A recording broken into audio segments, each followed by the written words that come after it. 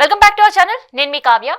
So అసలు హైదరాబాద్లో ఏం జరుగుతుందో మీ అందరూ కూడా తెలిసిందే. ఇక ఇవాళ నుంచి చాలా బ్యూటిఫుల్గా, చాలా కలర్ఫుల్గా సిటీ కనిపిస్తుంది. అంతే కలర్ఫుల్గా మిస్ వరల్డ్ కార్యక్రమాలు కూడా జరగబోతున్నాయి. కేవలం ప్రోగ్రామ్ మాత్రమే కాదు, మన తెలంగాణ హెరిటేజ్ అండ్ హైదరాబాద్ ప్రైడ్గా కూడా ఈ కార్యక్రమాలు ఉండబోతున్నాయి.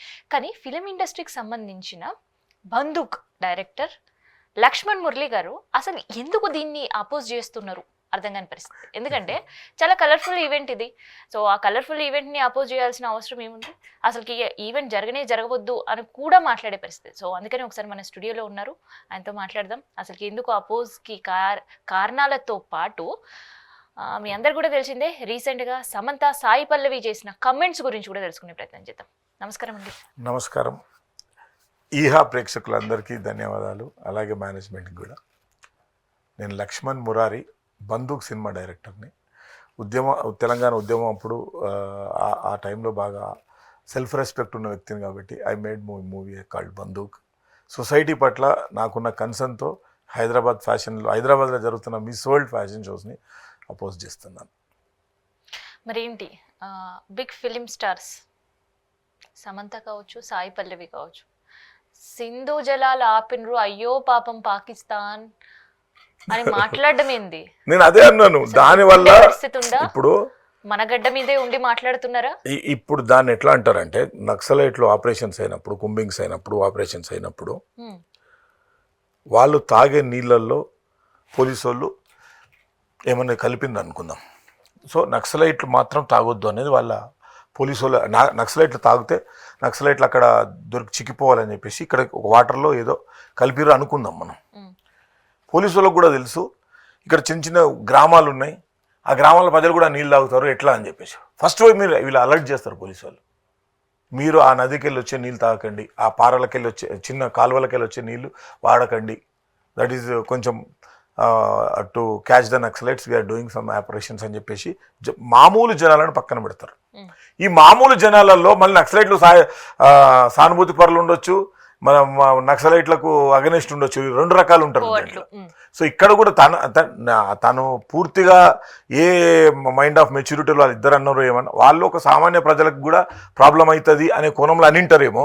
సో నా ఇంటెన్షన్ ఏంటంటే, ఉగ్రవాదులకు వెళ్ళే నీళ్ళని ఆపుదాం, ఉగ్రవాదులకు వెళ్ళే సోర్సెస్ ఆఫ్ ఫుడ్ని పాయిజన్ చేద్దాం. నేనే చేస్తా అంటున్నాను. అది మేబీ అది లీగలా ఇల్లీగలా నాకు తెలియదు.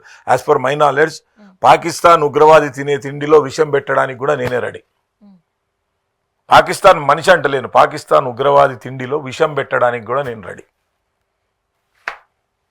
మరి ఇక్కడ ఇట్లాంటి కమెంట్స్ చేయడం వల్ల చాలా మంది ఫిలిం స్టార్స్ కి రోల్ మోడల్స్ ఉంటారు, కొంతమంది రిప్లికెంట్స్ గా మారిపోతుంటారు.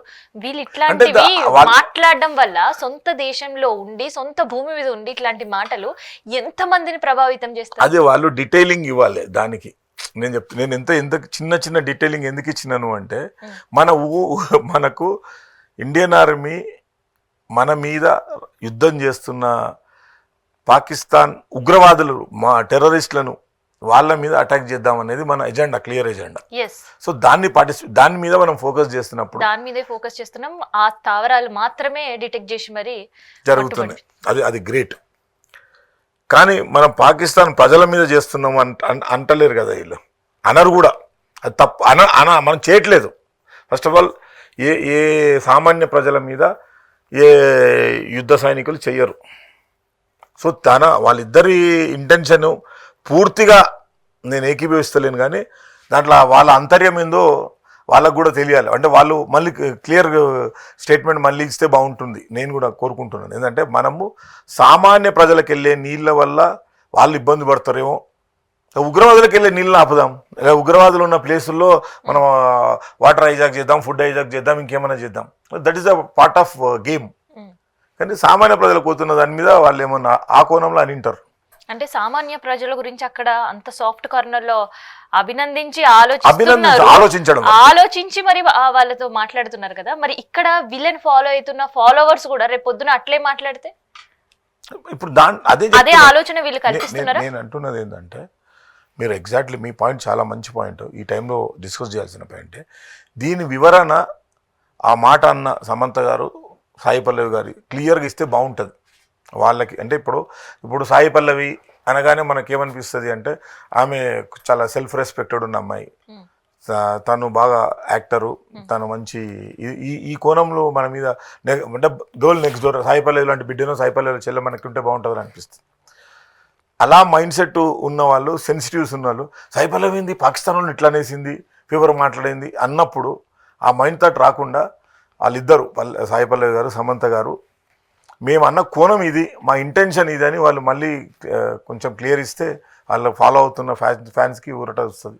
వాళ్ళ రియల్గా ఏమనుకుంటున్నారు, లేదు వాళ్ళు కంప్లీట్ పాకిస్తాన్ ఉగ్రవాదులకు కూడా సపోర్ట్ చేస్తున్నారు అంటే we ban both the people, అంత సింపుల్. దెర్ ఇస్ నో, వాళ్ళు పాకిస్తాన్ ఉగ్రవాదులని కూడా మనం సపోర్ట్ చేసుకుంటూ ఇండియన్ ఆర్మీని ఏమైనా తక్కువ చేసి మాట్లాడారంటే దే ఆర్ 100% పనిషబుల్ బోత్.